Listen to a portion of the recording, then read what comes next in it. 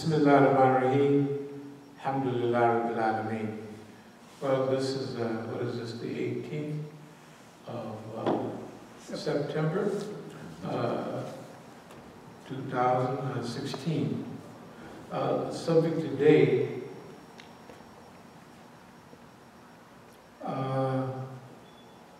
first of all, we'll have a little brief summary of our visit yesterday to the African American Islamic Summit 2016, our community, our voice.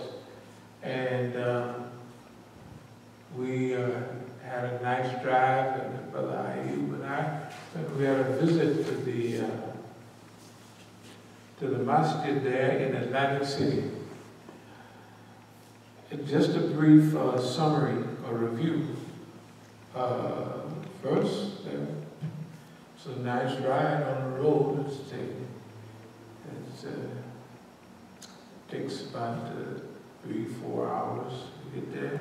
I'd say 4 hours. Masjid was an African American community. It's you can see all of the casinos right off in the distance. So we didn't go to the waterfront, but you could tell it was almost at the waterfront. The main focus, this conference reminded me of a conference about 15 years ago in Philadelphia. It was all African Americans there, and the speaker was one African American that went overseas, and the other was a big heavy-set Jordanian speaker, and they were pushing the people of knowledge. That means that if you want to get the real deal in Islam, basically what it was saying, those old-time imams like Imam Jamil and actually us, basically dinosaurs, and you have to basically go overseas to the people of knowledge. I view these people as mostly Wardinas who had been influenced by the trends of Salafism, because some of them had little pants up and shorts, and you know, the little trim, like, you know, like this, with, you know, no mustache, the regular Sunnah stuff, you know. And so we stayed at least, let's say 30 minutes we stayed. I personally, like, we love everybody. We're just being truthful. We said when we left, we're not going there no matter what it is. We started in trouble, we left all our stuff behind. I did have a basket, because I drove my Quest van. I did have a basket of CDs and DVDs, different ones. I could have passed them out and what have you. But let's say all in all, it was, I saw, let's say it was 40 or 50 people in the audience. But the discussion, it was a group of people, most of them been overseas. And when we went in to pray, it was, they had a couple of little circles of some of the little sheikhs was talking, but they had one of the speakers inside the other doors, the little lecture area. And as we was praying, I could hear what they was talking about, not that I was eavesdropping, and our prayer should be more important than eavesdropping anyway. But basically what was coming through with the Negro Yes, brothers, we can't do nothing without the ilm. It is the ilm. We have to have the ilm. And the people of knowledge, and I said, good God Almighty, the idea of people of knowledge is to destroy local leadership. And if they go overseas, first of all, most of these people I heard have been to Syria and Saudi Arabia. You can't learn anything in Syria nor Saudi Arabia. But Arabic, okay, we can study Arabic here. Issues, what it reminds me of is I have friends who are preachers, and when I go to California sometime, every Sunday I'll go to a church. You know, I had a little church going spell for a couple of years back. And of course I would enjoy the service, but I saw the quality of service and what the dialogue was. It didn't relate to the world that we live in at all. Neither did the brothers. It didn't relate to the world we live in at all. That's why we couldn't stay, you couldn't sit through.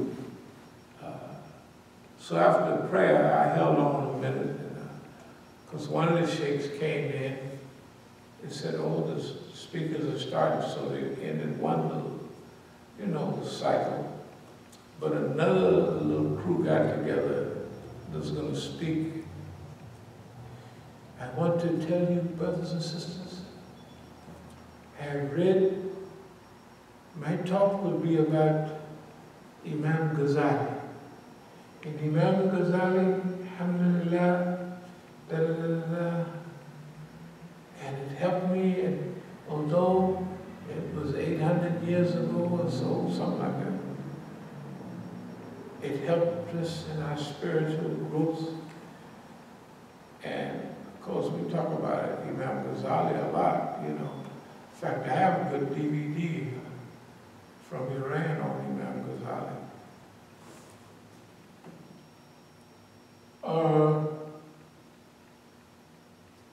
Why would you leave that to go overseas?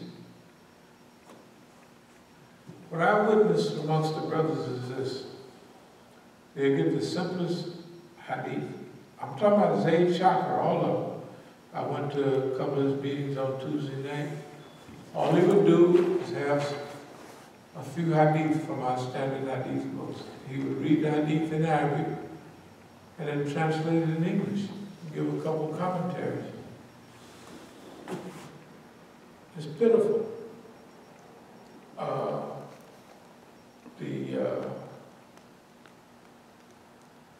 The brother that went to Yemen, abdul-Alim, he was in our community. I don't know if you remember him. He was a real light-skinned brother. His mother is white, she was Canadian. And he married Sister Nadal. Sister Nadal was mixed race also. Her mother was white and her father was a member of the Dar. So she would be in that age bracket. So I'd say probably now she's probably 40 years old or something. But she was in our Masjid. Nadal was the first student in our school. Yeah, she was the first student in our school.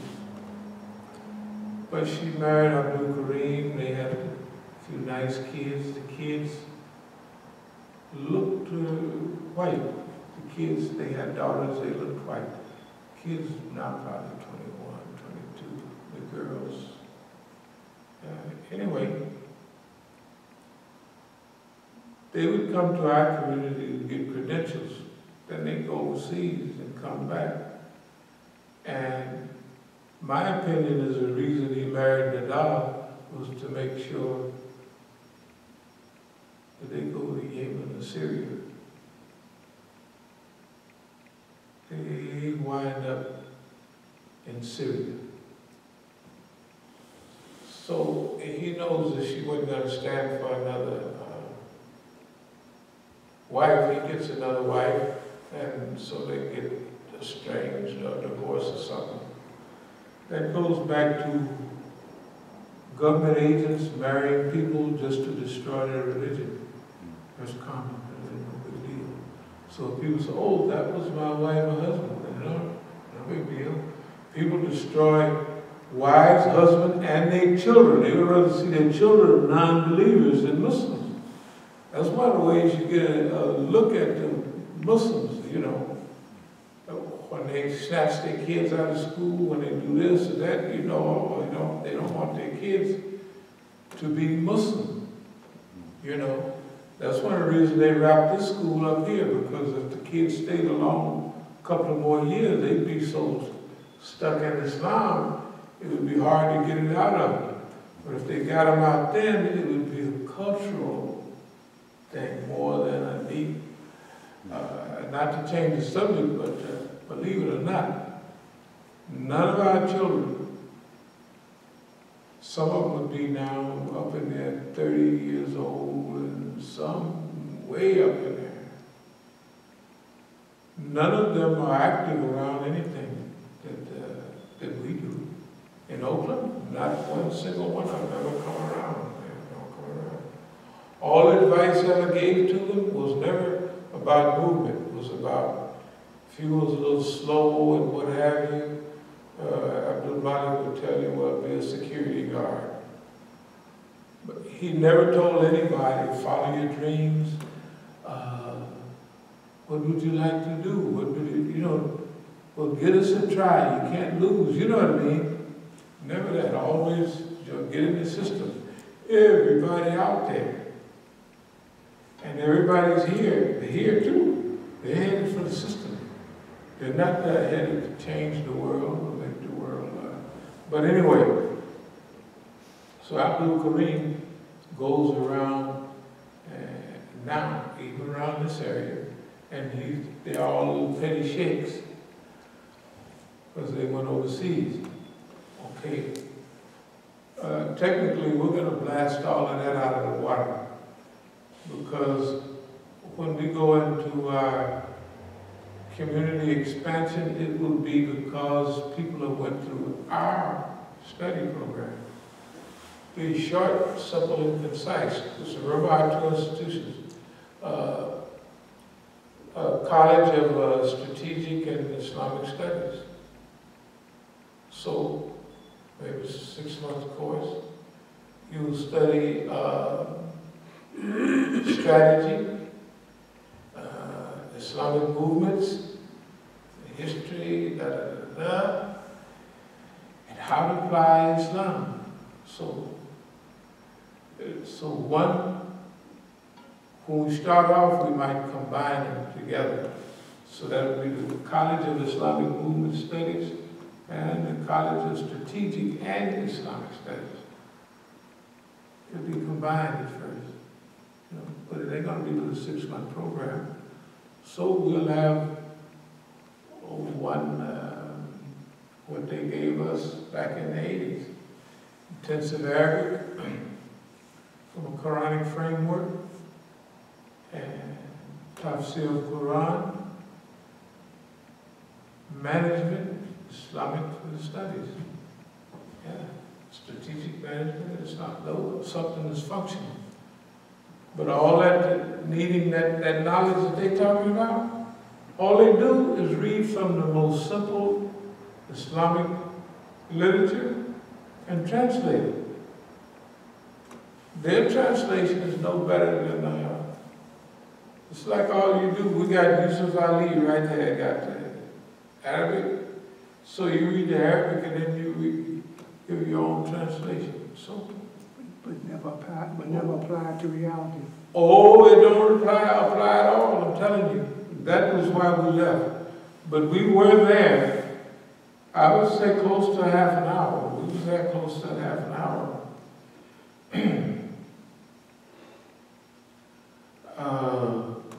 The other thing is that everything that the system does proves again and again and again that we must rescue the world from their rule, the system's rule.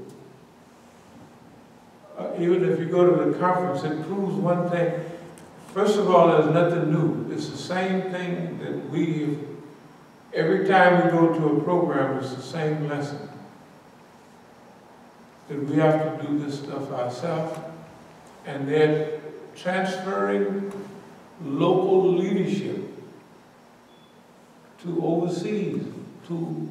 They're saying we got to have our own legacy. That's what they're saying. But they transfer, who's going to teach them? The people of knowledge. Where are the people of knowledge overseas? Or they're not black. That's for sure. Yeah. So in other words, the immigrants overseas have replaced the white man over here. Oh, definitely if they replace it. The only reason they can listen to those African Americans is because they are proteges of those people.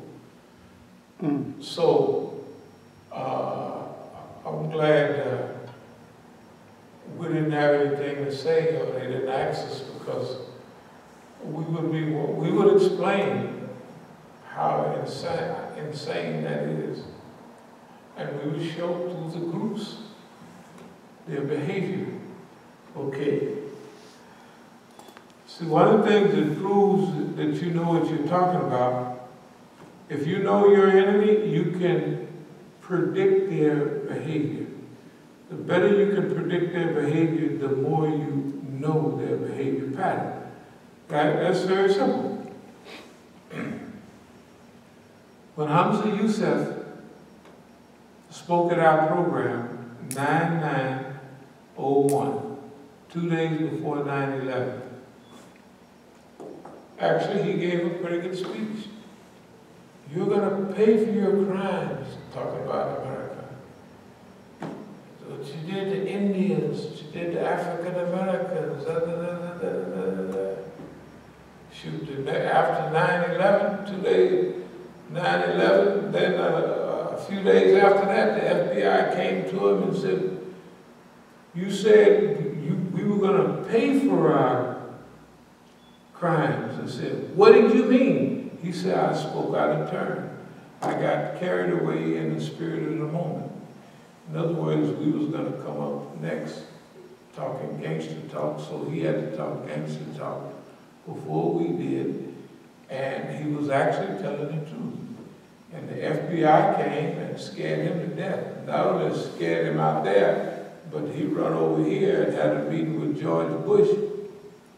And after the meeting with George Bush, went to the State House, whatever it is down there, and they was talking about we're gonna do this and that, and he was clapping.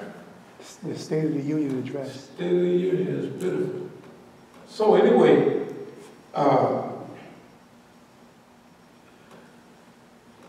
we always say thanks to Allah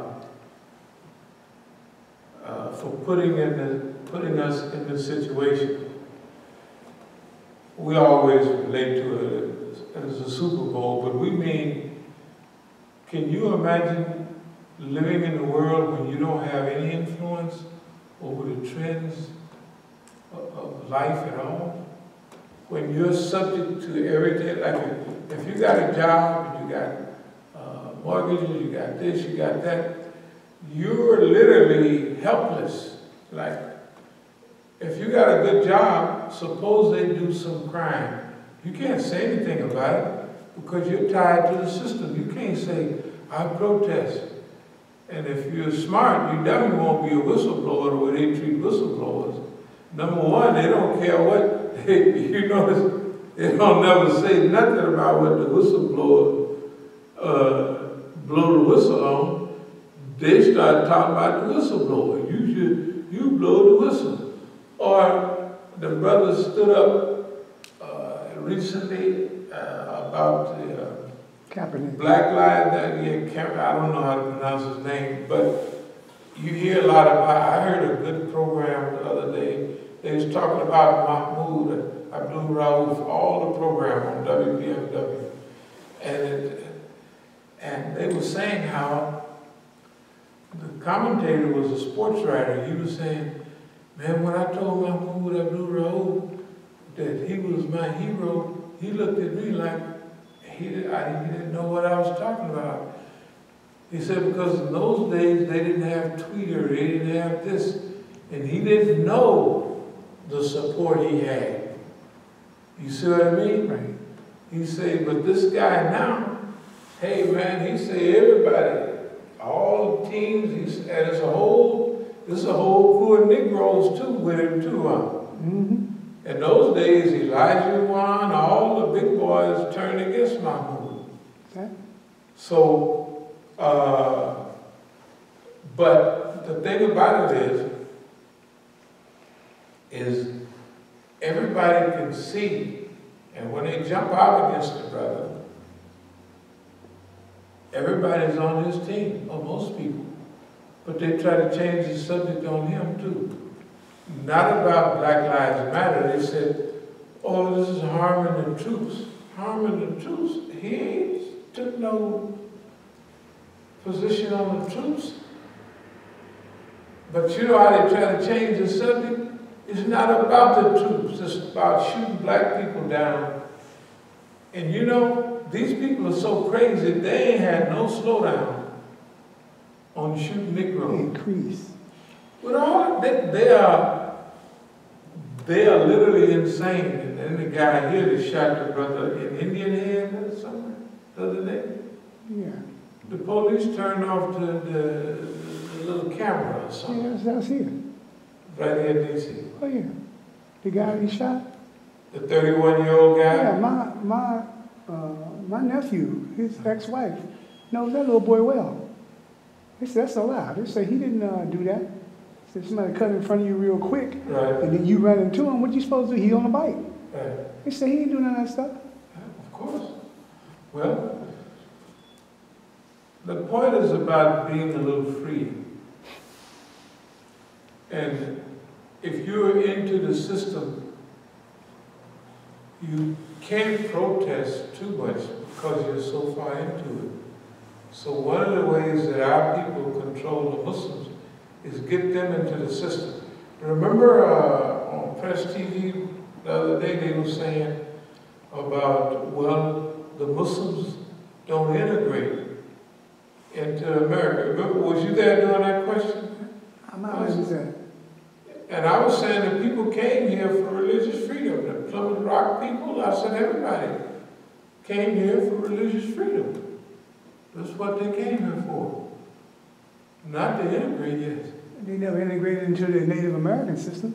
No. When they got in. And these people, ain't nobody else never immigrated. They integrated. They didn't let you in. The Irish, they kept them out as long as they could. Italians, they kept they said nobody got to integrate. They kept you separate as long as they could. Then they changed the narrative. Huh? Then they changed the narrative. It's ridiculous. The Italians were stuck in them Italians' neighborhood, and finally they got to move out. That's right. In the 30s and all of that, like other people, and then, but first they were stuck in them ghettos. That's right. Just like we in California, we were stuck in the Negro community. They didn't spread out. Now they got Negroes all out in the countryside in California. There was no Negroes in the countryside. That's right. That's right. They never voluntarily integrated. Why they didn't integrate the Chinese? The Chinese still just got out of Chinatown the last generation ago, and they've been here 7, 8 generations. That's right. You know, they ain't never now they're gonna tell us you gotta integrate. Ain't nobody trying to look, integrate into what? Drugs, alcohol, crime, suicide. What are we going to integrate into? Wearing red hair, yellow hair, and stuff like what are we going to integrate into? We got healthy families, healthy environment, right? We study, we read, we trying to develop. What are we going to integrate into that's better than that? People are crazy. They sound stupid. They change the subject and the people don't be listening. Like in California,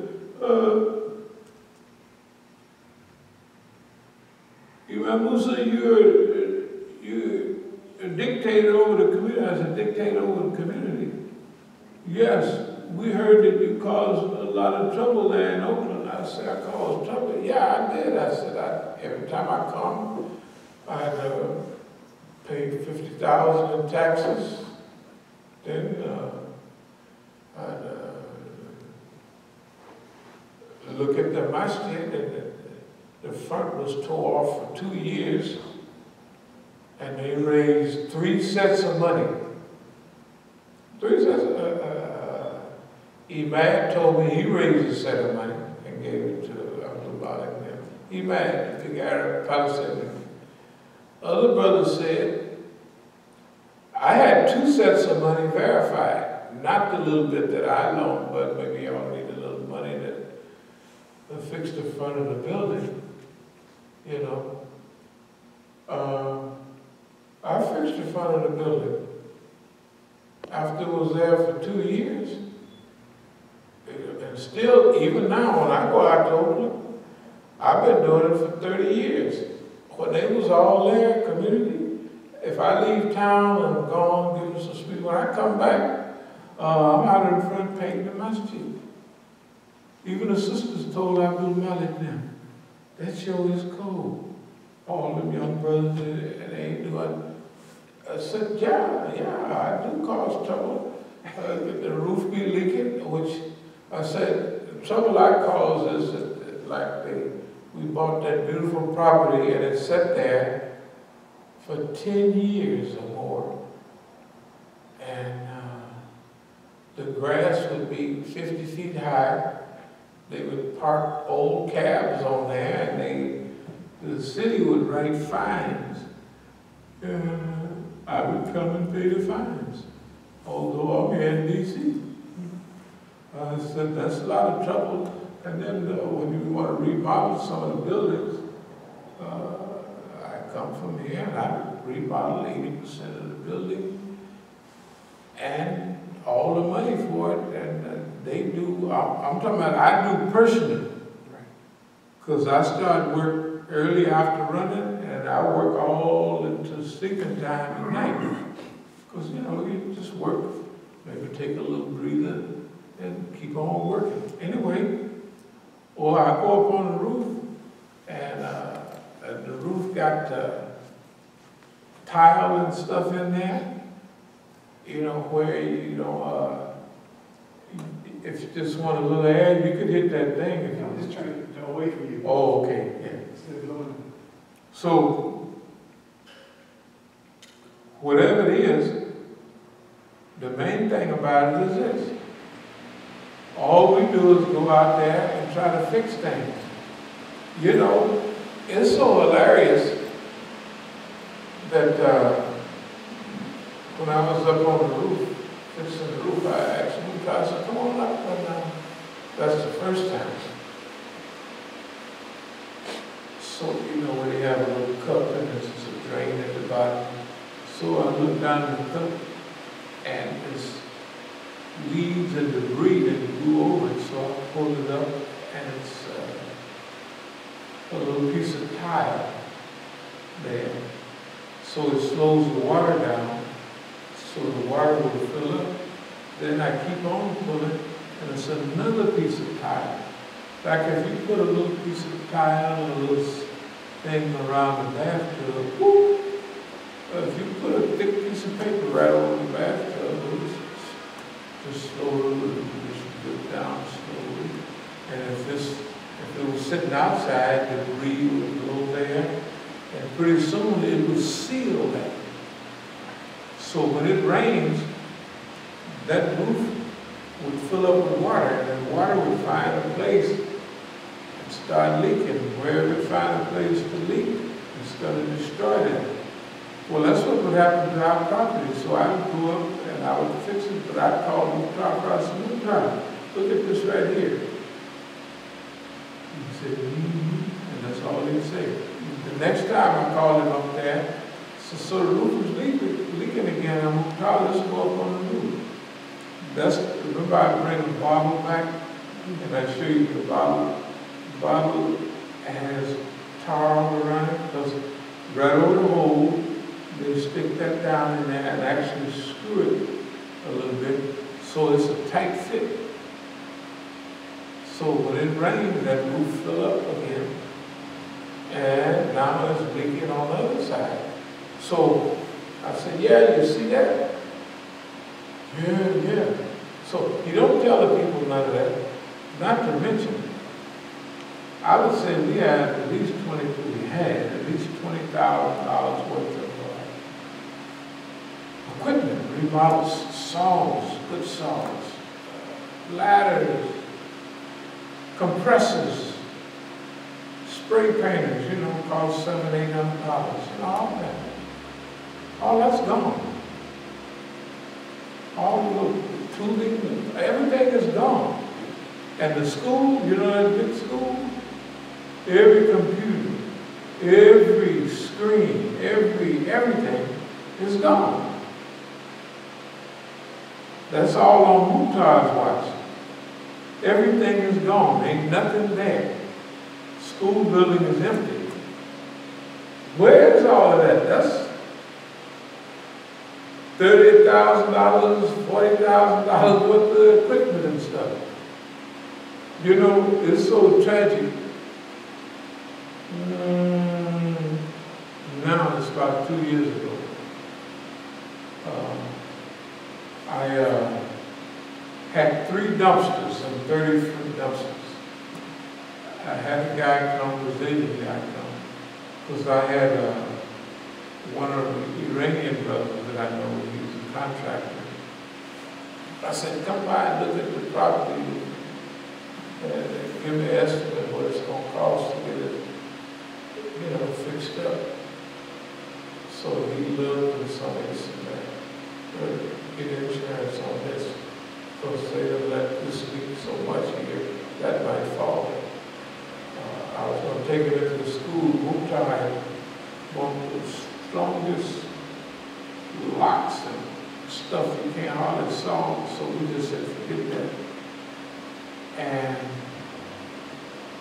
then we went inside, what was inside the other buildings, outside the other buildings, he said, man, this debris.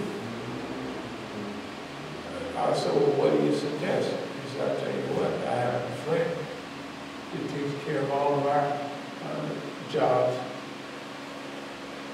I say, he'll come and get a couple of dumpsters and fill them up and he'll charge you a reasonable price and take them off. And he did. Not only he did that, but he said, hey man, picking all of this stuff up, he bought a bobcat. That's what he does. He bought his big bobcat, and he couldn't do it in one day. He did about 3 days, and it wasn't no 2 dumpsters. It was 3. He bought another one. He has a big company, debris and all of that. He did a professional job. He cleaned off that area perfectly. And I paid him cash money. Beautiful job. When I left there and came back here a month later, Muhtar went in one of the buildings, tore out some sheetrock and stuff like that, and drug it over to the other building in the back that we had just cleaned up. I had that cleaned up again. When I came back here again, he went somewhere where we had junk piled up and brought bags of junk and brought that back and dumped it there. That's what Muhtar does. I have pictures of all of that. This is beautiful, it's clean. I come here, when I get back there, it ain't clean. And see, that's part of this teaching period. During the end of a couple of years before abdul-Alim left, I'm telling them we're going to have to remodel and fix up all that beautiful property. Because the school was going so good, they wanted to put new portables in on all the property. I said, so we got 8,000 square feet. That's twice. This is upstairs and downstairs. is 7,500 square feet. Imagine we got a building over there, a whole row of buildings, big buildings. Why? Because it's over 8,000 square feet. Actually, when I measured it, it was 80 feet back or 100 feet back and over 100 this way. That made us not 8,000, but 10,000 square feet. And then the yard is 8,000 square feet. But the whole property, however you shape it up, is over 16,000 square feet. And they never made use of it. When we bought the buildings, they were functional and nice. If you don't touch a building for 10 years, it's ready to fall down. Okay. None of the people in California ask any questions about, they never say, why did Abdul-Malik leave the building with the front door for 2 years? They don't never ask a question like that. They never ask any question about,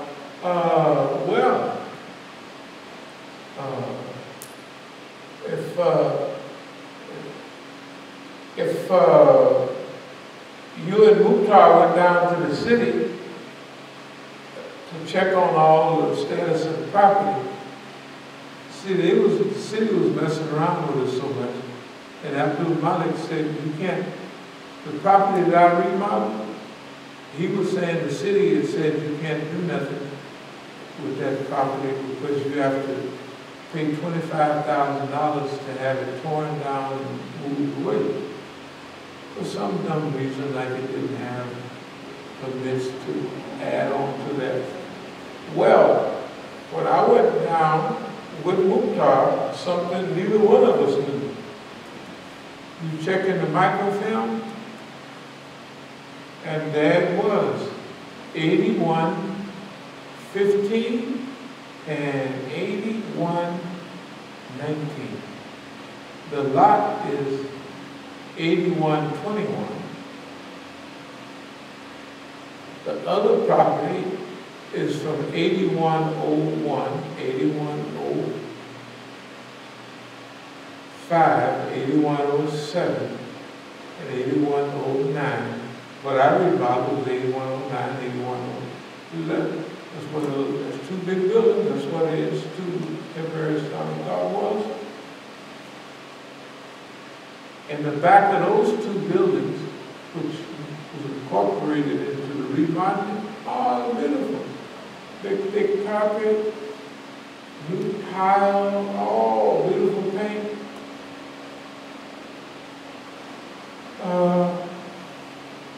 There was 2 extra addresses. All the buildings were legal and everything. Abdul-Malik was telling that we're going to have to tear those buildings down.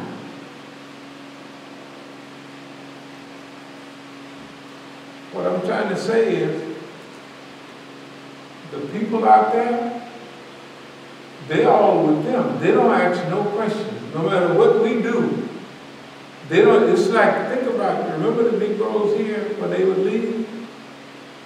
They don't ever come ask us no questions. Are you listening to them? They listen to them like they are, and they can, you know, Abdul-Jalil can doodle on the front porch, and the left shotgun blasts all in the house, and I fix it up.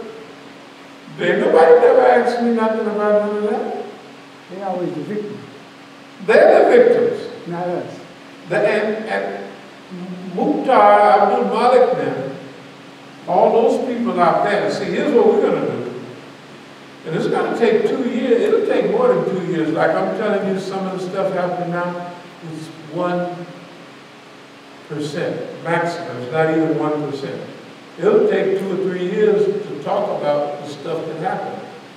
But remember, that's what we was talking about historicizing strategic management under conditions of repression. Where did those people come from? What did they do while they was there? Right? Where did they go? What are you doing now? Oh, what they do now, and see, we put a cap on that. When we mention it, that means what did they do up to July of 2016 or something. Not what they do after, because when they see what we're trying to do, they're going to try to clean up that. So that'll be perfect. See, because when you kind of try to go behind and clean up stuff that we already got record of, when you go to cover that up, you take some stuff from over here, you technically uncover most of the other stuff. That's why I say when we had to go down and check on the buildings, because I'm telling Mukhtar, we go down to the city and we'll get them to take this off because we have the right to challenge those things in the courts and what have you. Okay. They said, no, you don't. So, the other thing is, we're going to show how the media misleads the masses. The other thing, I don't want to jump, but I want to go back just for a minute to yesterday in Atlantic City. Do you know that there was a lot of media there, Western media, white folks there, you know? So therefore, they want to put that in their media, and they want to propagate that. Whatever that is, they want to put that in the media. Because for the average non-knowing person, when it shows up in the media, it gives credibility to it. You see what I mean? So, they're not going to put us in there, but we don't care. We'll do our own stuff. So,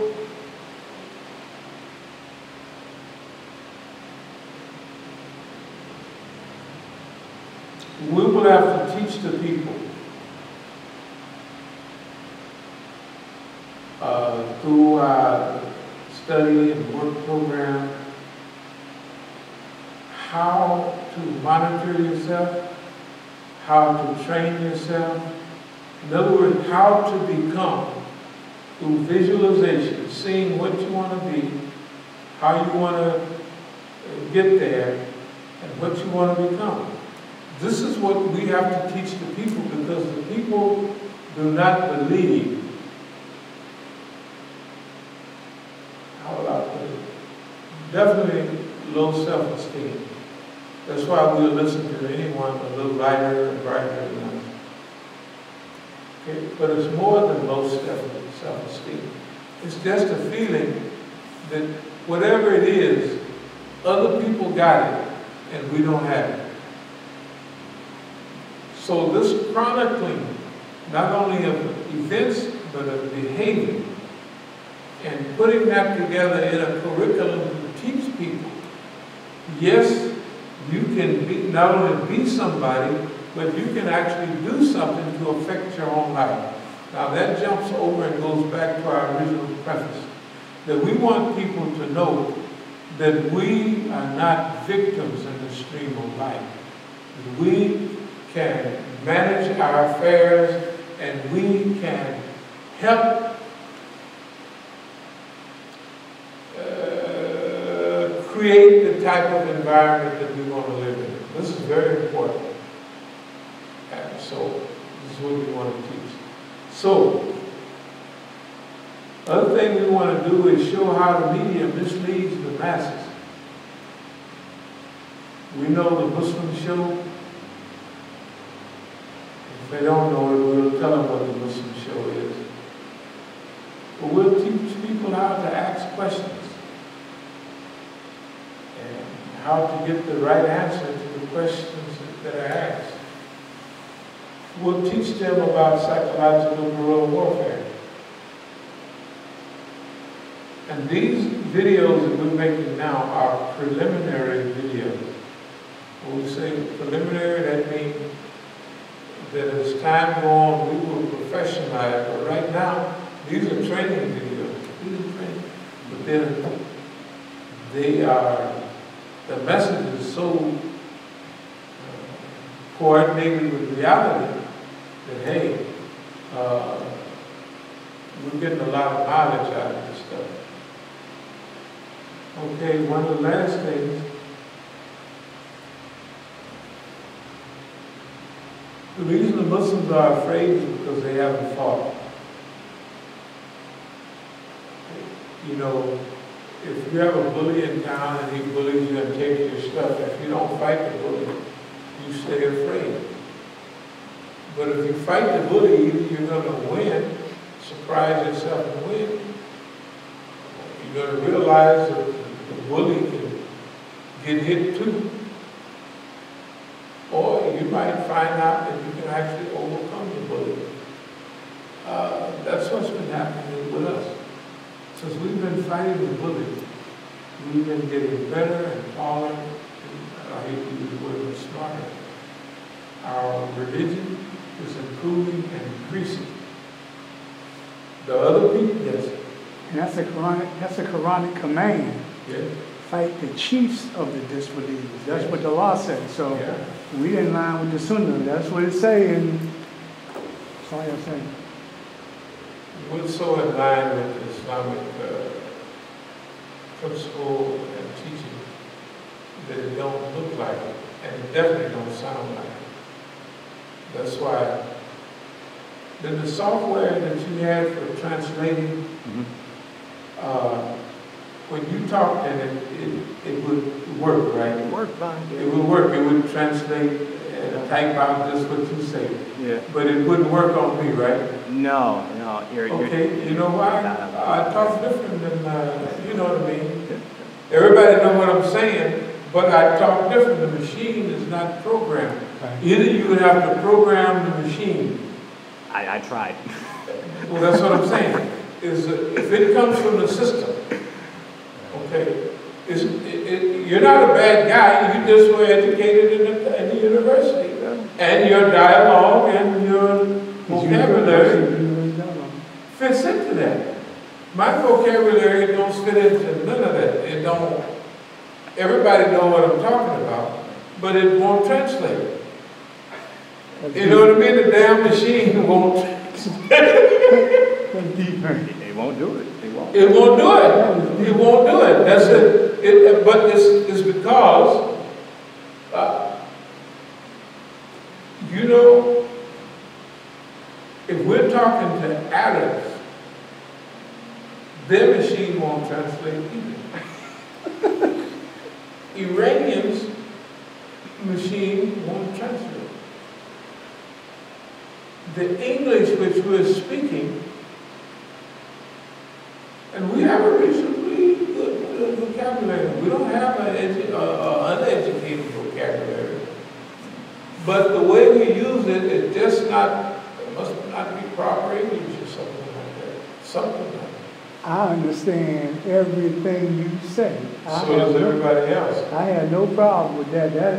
If you can't make it no clearer. Okay.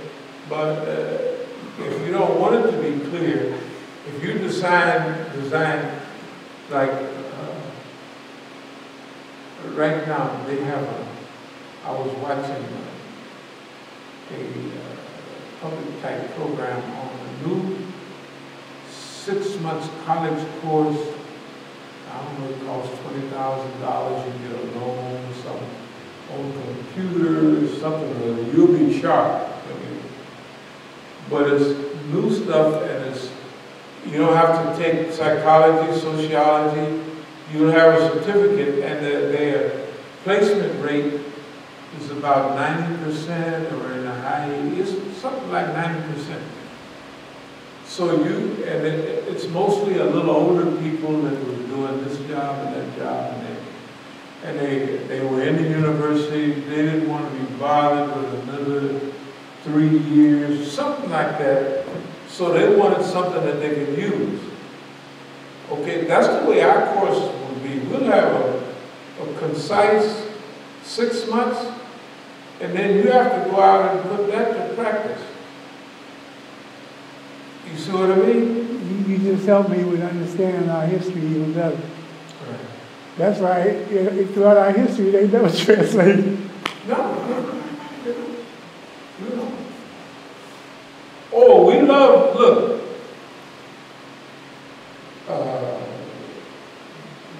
is personal. It's not only always, I repeat this stuff all the time. Thank Allah for putting me in the Super Bowl of life. All your life. In other words, I've been able to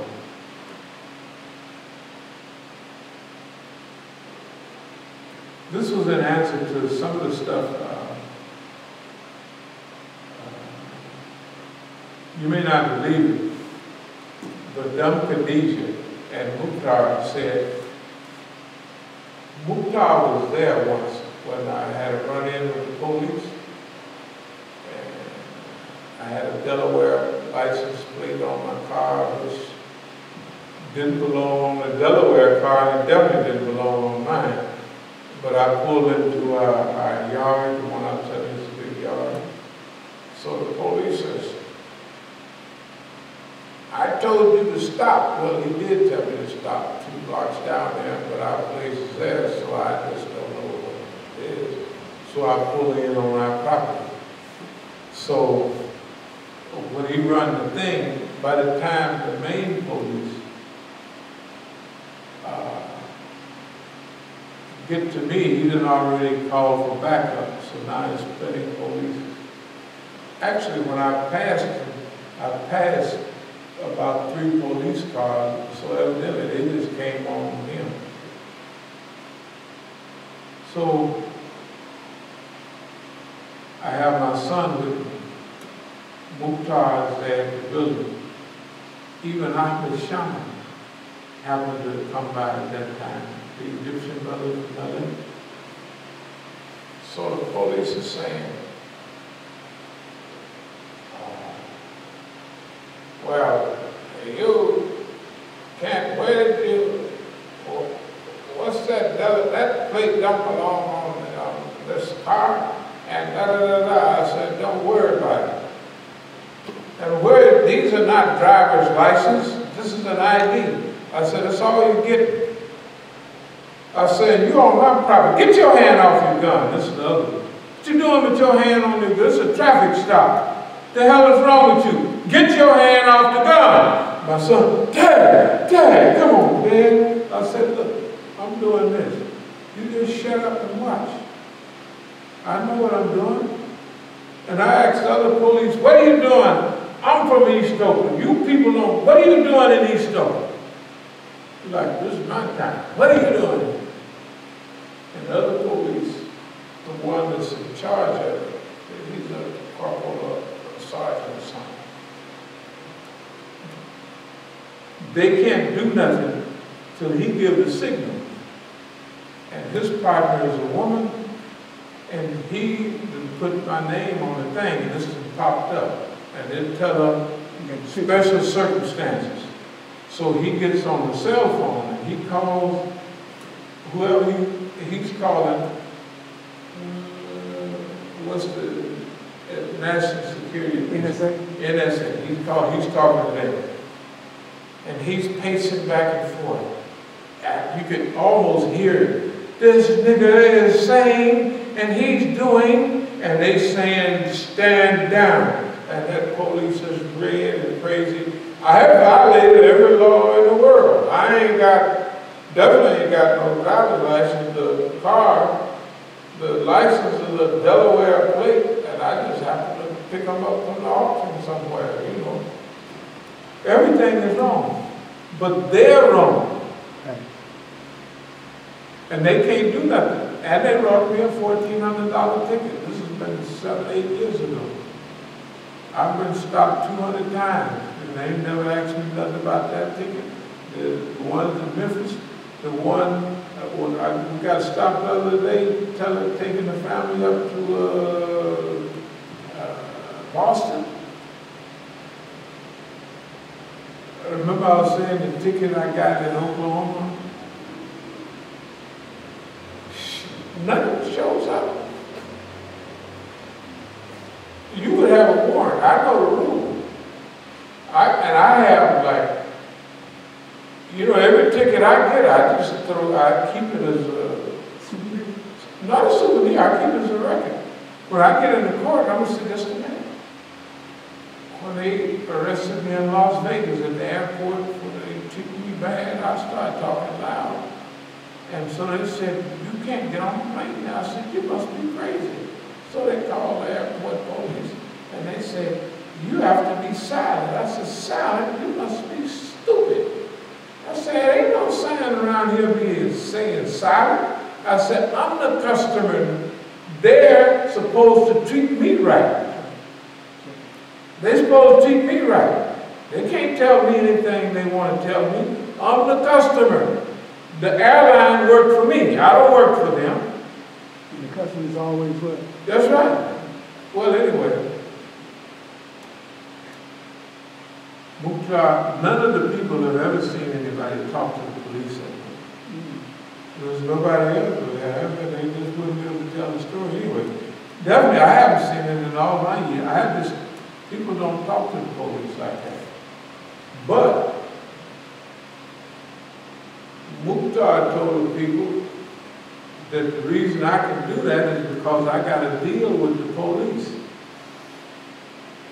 Me and the police is working together. I said, that's why they busted the fat off my head down there in D.C. It was jumping up and down on my head right down while the handcuffs, you know, they got the belt around you and the handcuffs back there, you know what I mean? So you just can't move.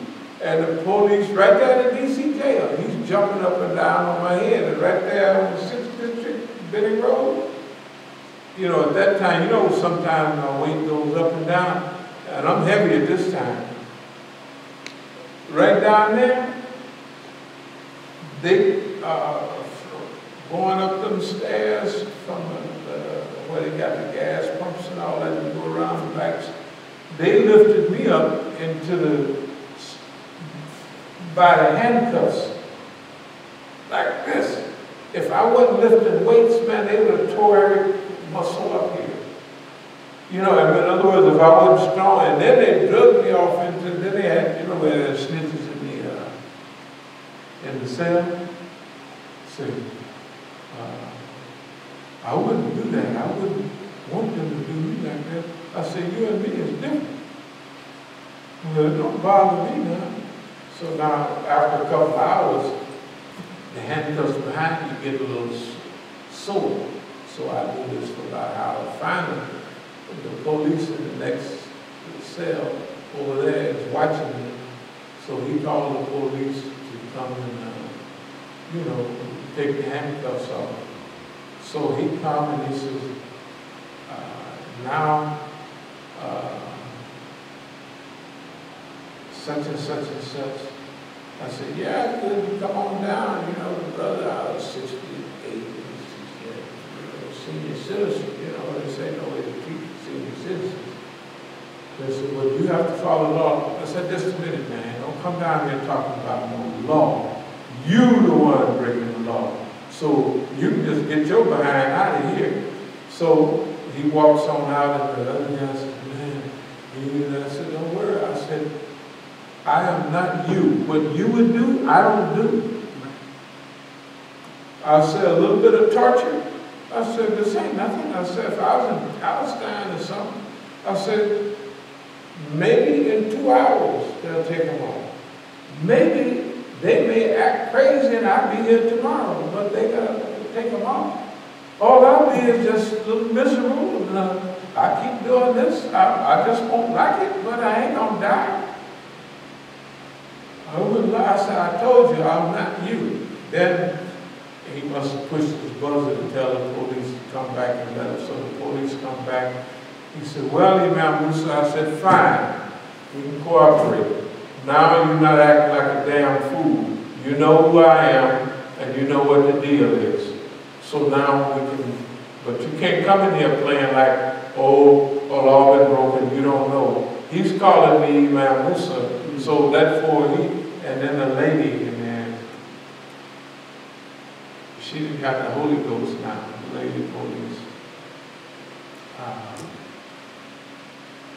It's not, she didn't say the Lord don't like her, but she's saying something that I don't like what I'm doing. I said, but for you. said, Jesus wouldn't like it either. You know, not that being Jesus' homeboy, but he wouldn't like the way y'all treat his brother. But anyway,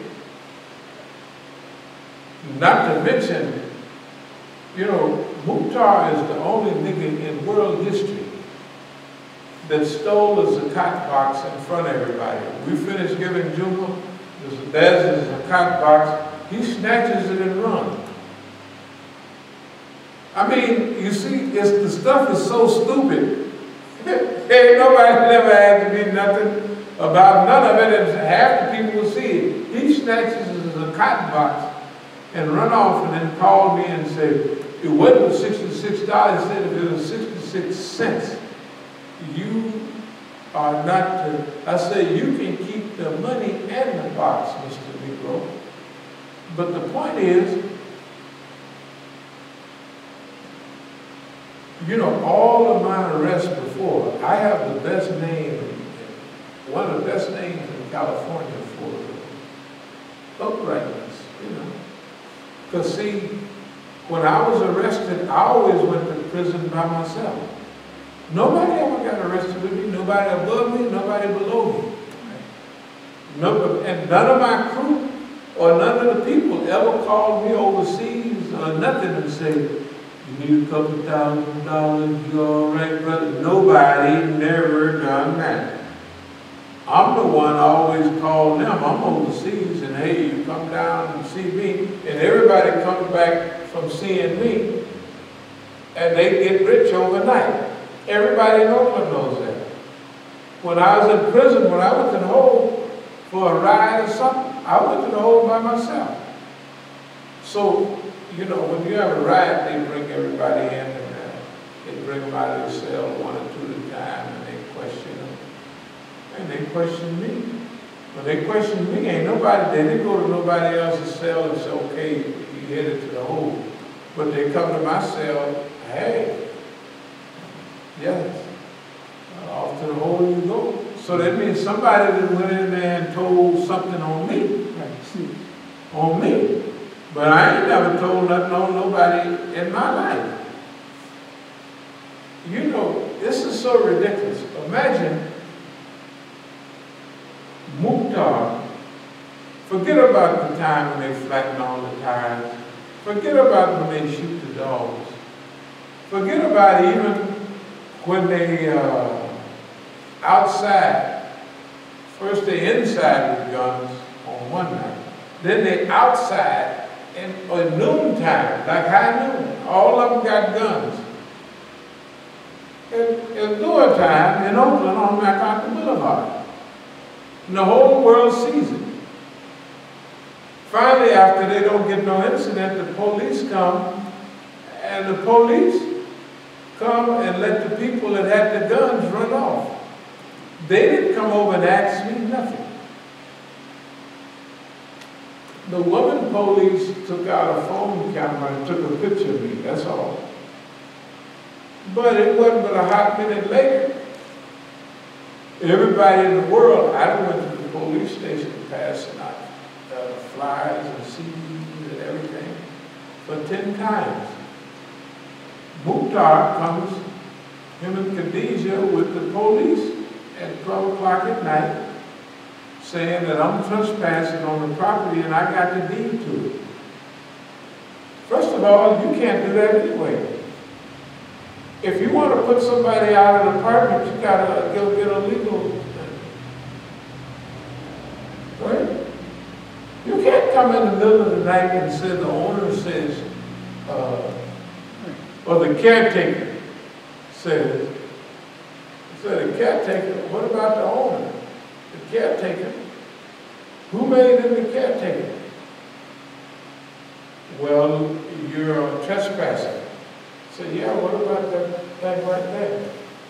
I said, you open the police department, all these cars, and y'all don't know that I've been here for 35, 36 years? You don't know that, do you?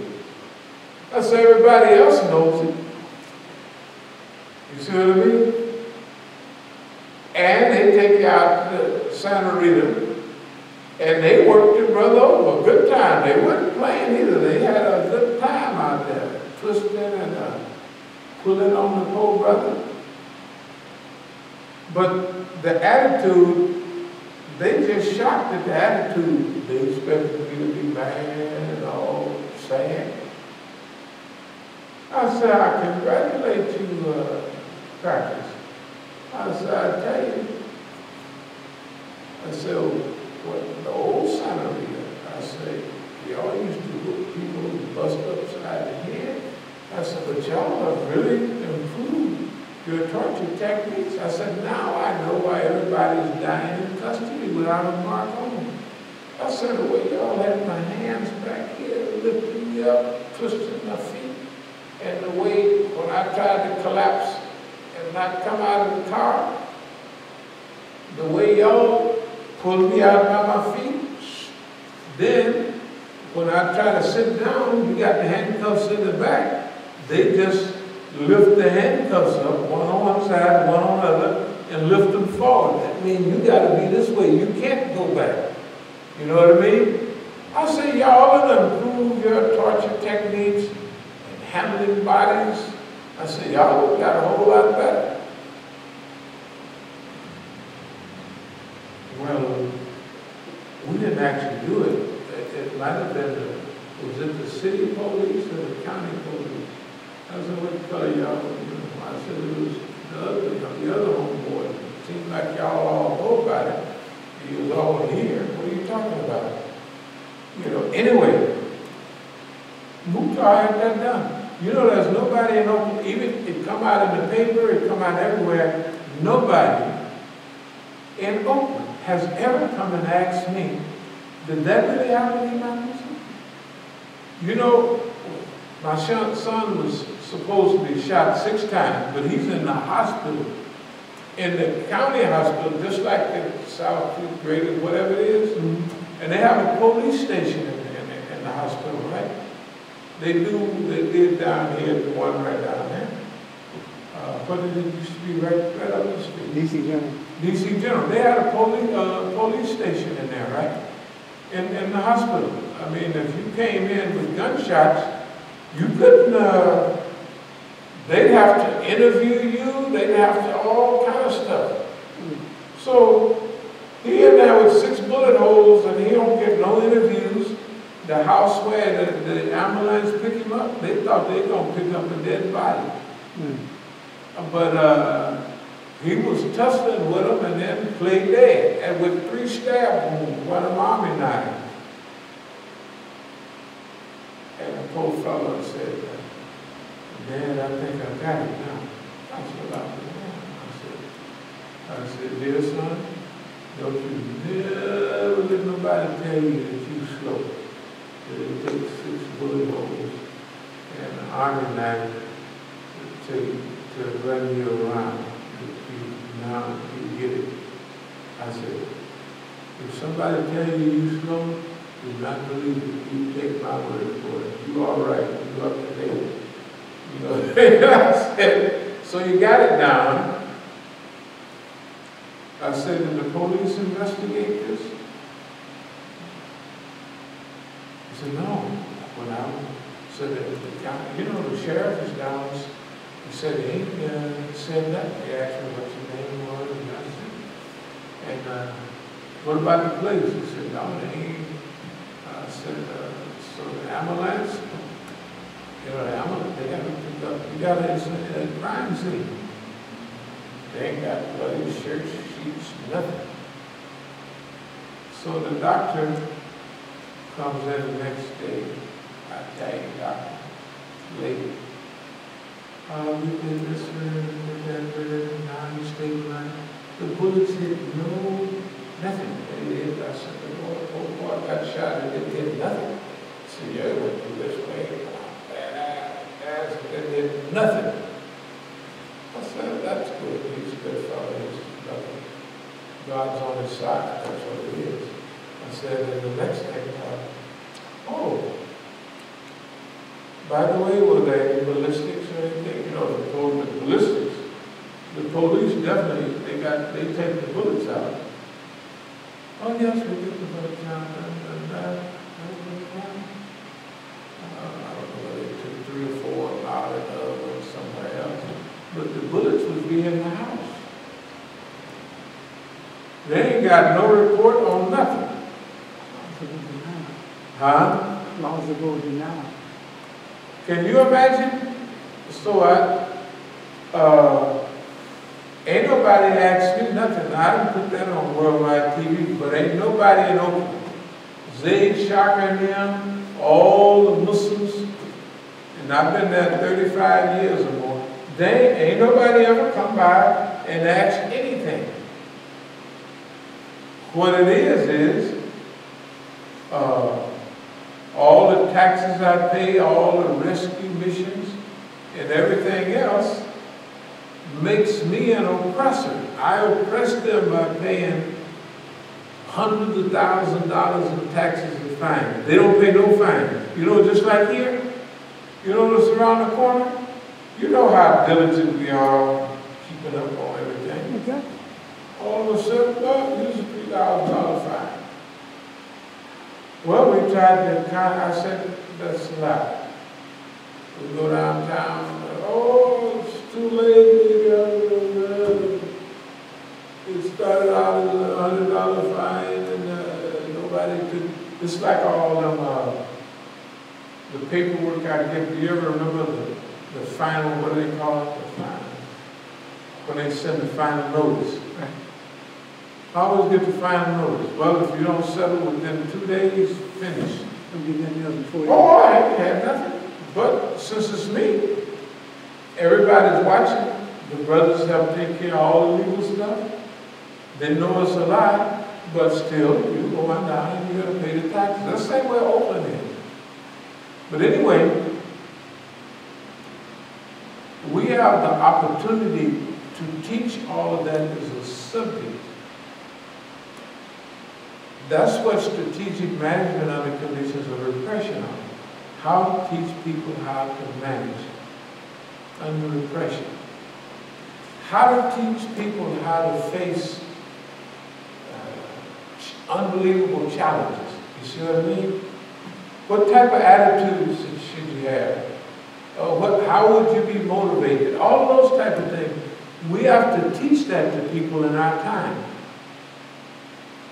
That's what our mission is. And I'll close with this. The main thing we teach, or the main 2 things, is goal setting and focus. If you can set goals and stay focused, no matter what people do, you'll be basically successful. Of course, we know about Tawakkul, trust in Allah, and all that. But like all of these notes say, is what I say to myself. Force yourself to ask Allah for help, longevity, consistency, and focus.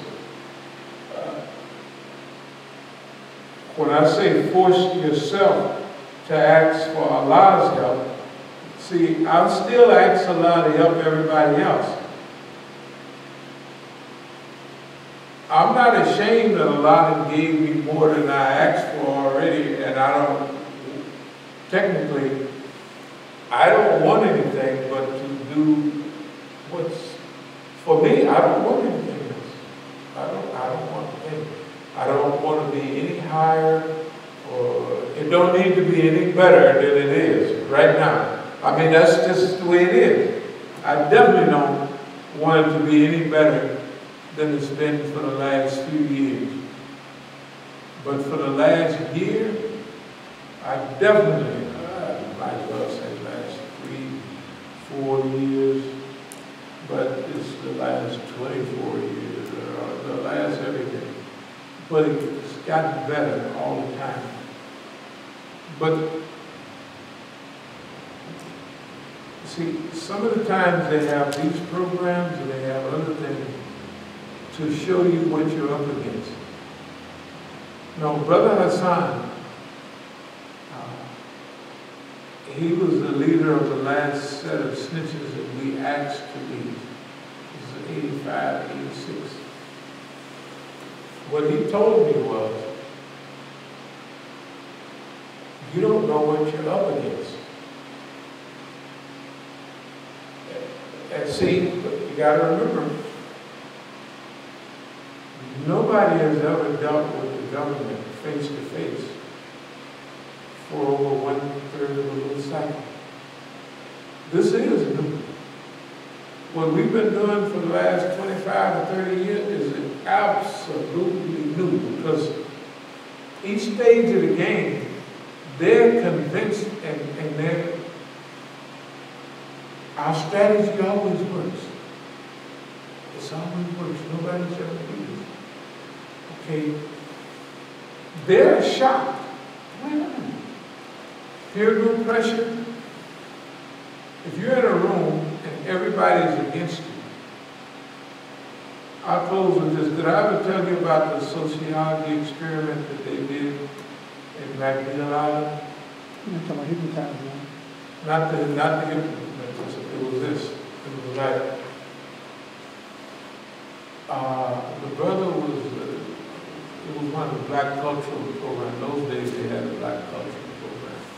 So one of the brothers was telling us, showing us about how serious the psychology and peer group pressure is on you if you don't understand it. So he did an experiment. He did an experiment. He says, everybody in here, they took one of the brothers from Seattle. He one of the big brothers.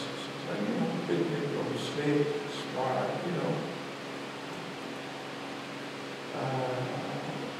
And he went into the room over there. He says, now, whatever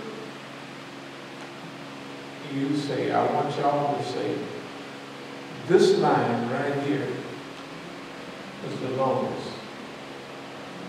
Not these lines are longer. These lines, all these lines are longer. He said, now I want you to justify it any way you want. So then they brought the brother out. Now, the minister, Brother Mali, kid we call him, he's a real gangster out there. He told the guy, that brother ain't going, that brother's sharp, that brother don't care what's in. So each person would tell why this line is the longest. All the other lines are definitely longer. Some would say, and he might have a piece of chalk and he would widen this line, but not lengthen it.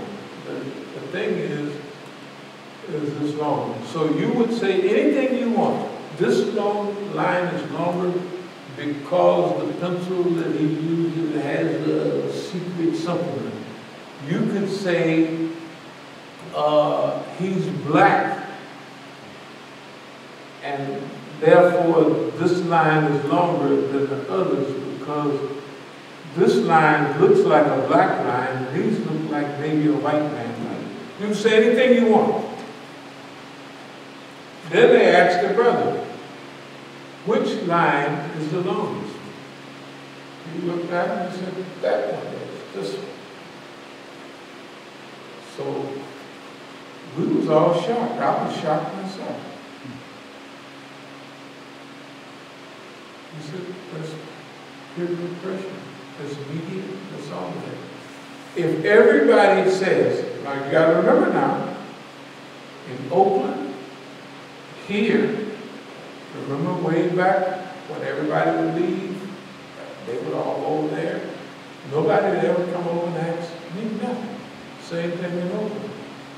So, peer group pressure. If LA, if Oakland, if everybody in Oakland is on the same team and they all say, it's my fault, I'm supposed to accept that because of peer group pressure. So I told Abdul-Malik, after it wasn't working, he said, you're eccentric. I said, I'm not eccentric. I said, when I would go to the hole, mister, I always went to myself since I was a little kid. I said, when I got heat here in Oakland, everybody backed up. I said, everybody. So when I left the country, I went by myself. When I built the empire in South America, I built it myself. I said, when I came back here and fought my case, I fought it by myself. I said, y'all would come down and visit me and leave. You go back and get rich. I would make y'all rich, but y'all never called me when I was, the people didn't call me overseas and ask me, you know, $1,000 would help a lot over there. Nobody ever called me and asked me that. I said, so what the niggas say don't mean nothing. It never has. What the people say, if I listen to the people, I will be dead, broke, ugly, starving, deaf, black, and all other kind of stuff.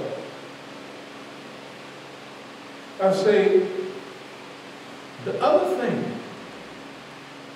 what you do and what the police do don't mean nothing to me. You couldn't understand it because it's never happened. I'm telling you, I will eventually close. When abdul-alim, I remember his last name, the head of the al-Islamic, no, Yasin Abu Bakr, when Sheikh Jelani came over here, and of course the Dar was full of police already. Well, they took a lot of the brothers up in the hills to do thicker and all of that, and they came back, and Sheikh Jelani was in charge of the military end, and he told Yasin Abu Bakr, the founder, one of the founders, I'm going to make you the Amir of Dawah. Everybody was there.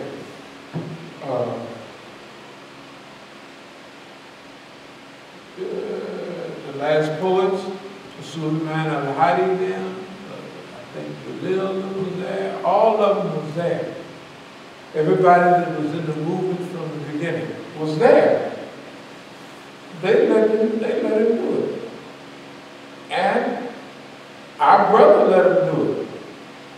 So they thought if they get me with everybody on the same team over and over again, that I'm going to say, okay, I quit.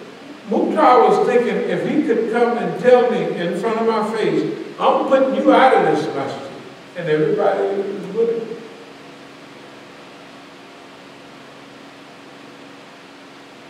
Was that right? Understood.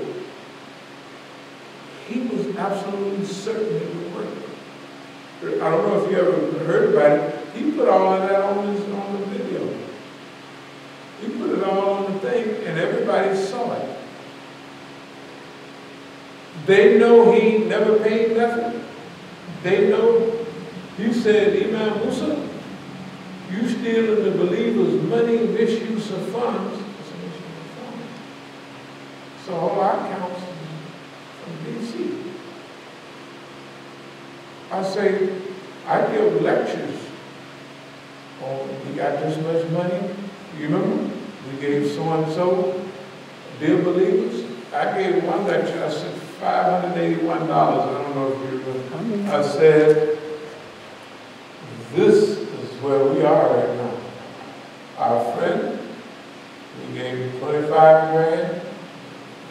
The other 25 was ours, but he needed it.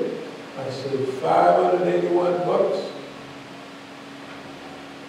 Or if we come back from overseas, I might say, well, I should come in a little bit. Or I might say, well, it came in, but it wasn't no whole lot of cargo. That means we ain't got a lot. And I would tell people, well, we got 100,000 in the thing right now. Now the believers, because Mukhtar said, you're misusing the believers' fund. I said, which believers is that? They put some money in it. I say, the same believers that put the $66 in the box that he ran off with. But the point is, everybody knows it's a lie. In Oakland, nobody says anything. Remember? Think how arrogant they was getting. They thought it was going to work. Remember the rumor? I'm coming back to D.C. Do you remember them saying that? Or that rumor? I know. You're going to come back in D.C. and take over D.C. you talk about hilarious and laughing. It was so, this is, it oversteps, it exceeds our expectations. Remember we were saying this would be the best time in 2013, deja vu, but this will be the most, I wrote it all in just like these, just page after page of that. I didn't know it was going to be that nice. I didn't know, I really didn't. I didn't know it was going to be that nice. I thought it's going to be sweet, it's going to be nice. I had no idea. Like right now, I didn't have any idea that it would be this long and this nice. Because see, we ain't letting them ease out of the, no, that's why we say, oh, no. You're going to have to come out, if you're talking all that gangster talk, you're going to have to come on out and bring some more on board. You and the big DG, y'all going to have to come on out after the brother. You can't got to talk all that trash and then retire. If you don't make no difference. You're going to hear all of this for the next 2 to 5 years. Plus while we move forward. And I eventually will close, but remember this point. We always talk about, let's say, 25% in the scale. Like 25%, 75%. That means 25% in education and training, that's on the things that's already happened. But 75% moving forward, and all we're talking about raising, becoming a $150 million organization, all of that, we're doing at the same time as we're doing this. But you know what? The next job is going to be so big that we might change 50-50, 50-50. And this stuff is so long-lasting. I mean, we have such a reservoir that we're going to cover, say, the abdul-Malik years, which will be 20 years, and it'll take us way more than 2 years to do that. Because they are case studies. So like this one we'll talk today may be a case study, but it only covers a few incidents. We have hundreds of those incidents. So we will have to report on the incident, the development of the incident, who was involved, where they came from, where did they go, what did they do while they were here. We'll do the same thing on DC. Where did these people come from? Where did they go? What did they do while they were here? All of these abused people abused how? What? We run off with your money or your girlfriend or something? When did that happen? You see what I mean? See, they will be on the carpet. We put them on. They're going to have to explain. What? They don't have to explain nothing. But we're going to bring all of it up. The paperwork, the details, not only them, but the police. We have all the records of them stopping us, doing this, putting us in the crazy house, you know what I mean? And now, I'll close on 5150 is like, the police cannot arrest you. I ain't doing that. But the police can say, it looks like you are a danger to yourself.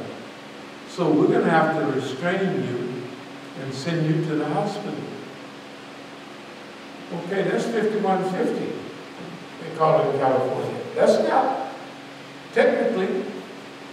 When I'm at the hospital, I'm saying, man, you ain't got nothing on. I ain't, about 5150. The other police put his hands on me. The other one put his hands on me like, we can do anything we want to you. Because you're 5150. It's not an arrest, but it's a psychiatric We thought you were a danger to yourself. On the police. They take me to the first St. Andrew Hospital. Somebody got word I had my ex-wife bring down some flyers, who I am, passing by the hospital. So they moved me up to the psychiatric center. They call it John George. John George, when I'm at the car, John George was one of the first black city councilmen. I know him. He says, we're taking you to see John George. I had no idea that it was a psychiatrist. I said, John George is dead. John George is a friend of mine. Stop playing around with me. Yeah, you're going to see John George. When they get me to the other hospital, one of the lady nurses, older lady, I say, what church you go to? I go out of the temple. I say, would you call Dr. J. Alfred Smith and tell him they got Miss Reed's boy down here at your place? You Miss Reed's boy? I said, sure. That's the biggest preacher, It's the biggest church, it only blocks and blocks and stuff. So, but our family come up in that church, and I'm famous in the church, everything. So anyway, then the lady is might as well be booking, so she says. Now I was getting ready to run. I had my running clothes on, so I look sometimes. Are you homeless? I said, homeless? I said, see that? I smell water. I said, will you open it up? I said, see what's there? It's $500. I said, do you have $500? I said, well, I can't be homeless. I said, better than that.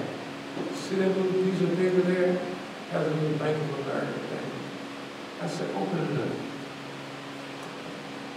See, it says funds available.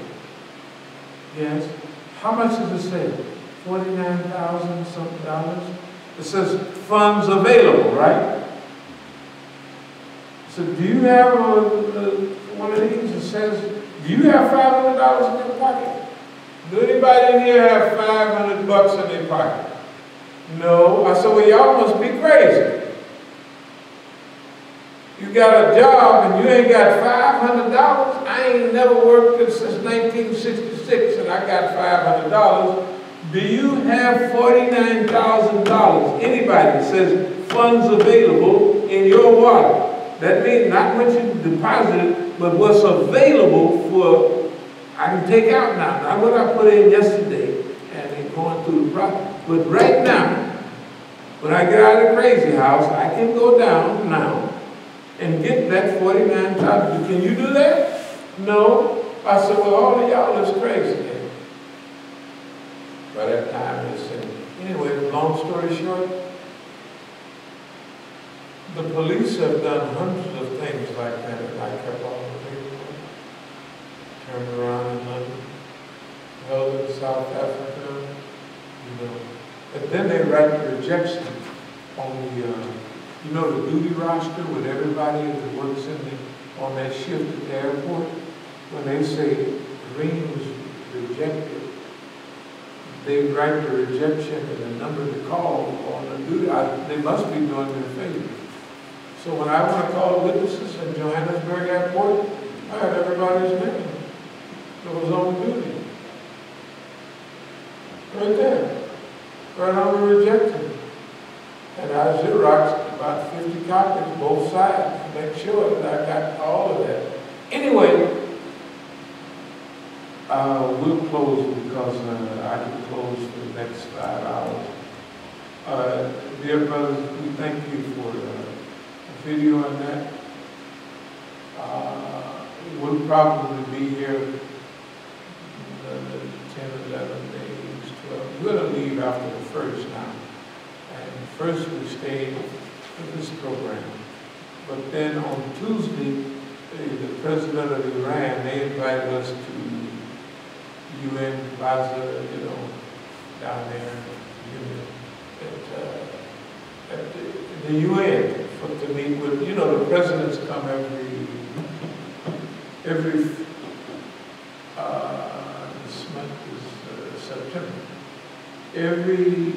From the 20th to the 30th, usually it's around 25th, but this is on the 20th. So the president of Iran will be here. He'll just be here shortly. He'll give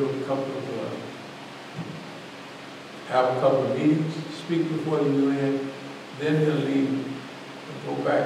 But I hear that one of my best friends, the foreign minister, as you see on TV every day, will be here for 6 days. So what's happening is I figured since I don't stay till the 20th, the 21st, or the 22nd, I might as well stay till the 1st. So one thing about it ain't no hurry to get back to California. Boy, but they keep coming up with something called, they want me to get on out there in a hurry. I said, well, I want to go out there.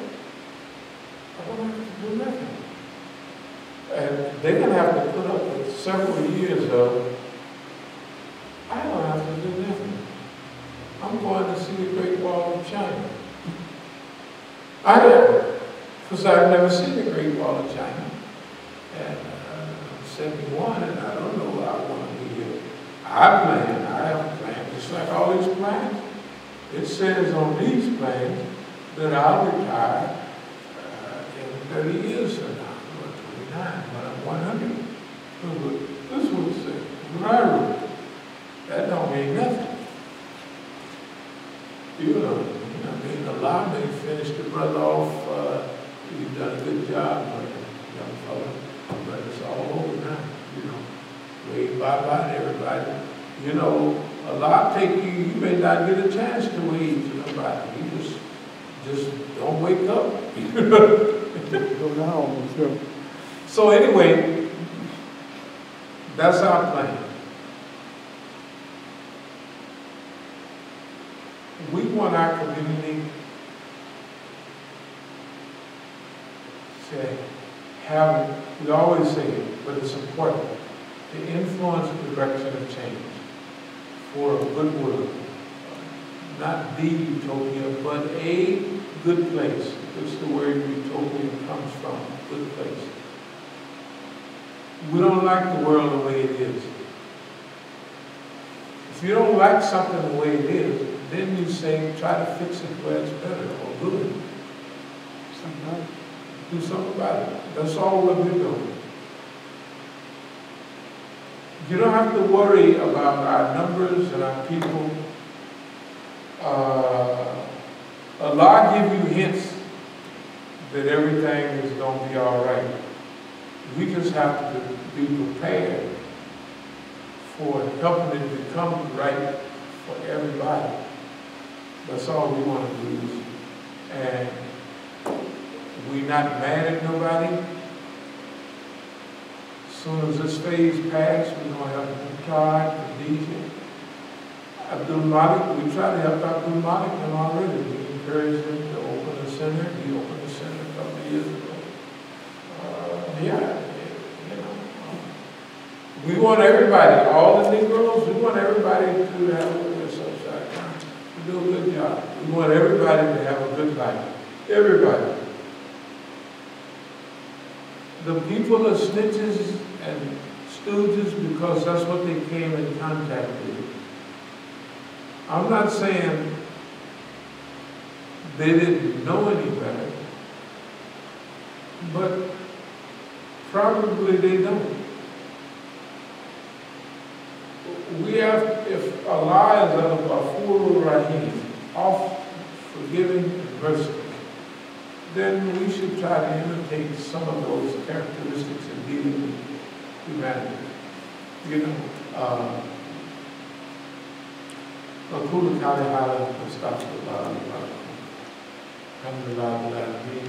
We can close with والعصر بسم الله الرحمن الرحيم والعصر إن الإنسان لفي خسر إلا الذين آمنوا وعملوا الصالحات وتواصوا بالحق وتواصوا بالصبر.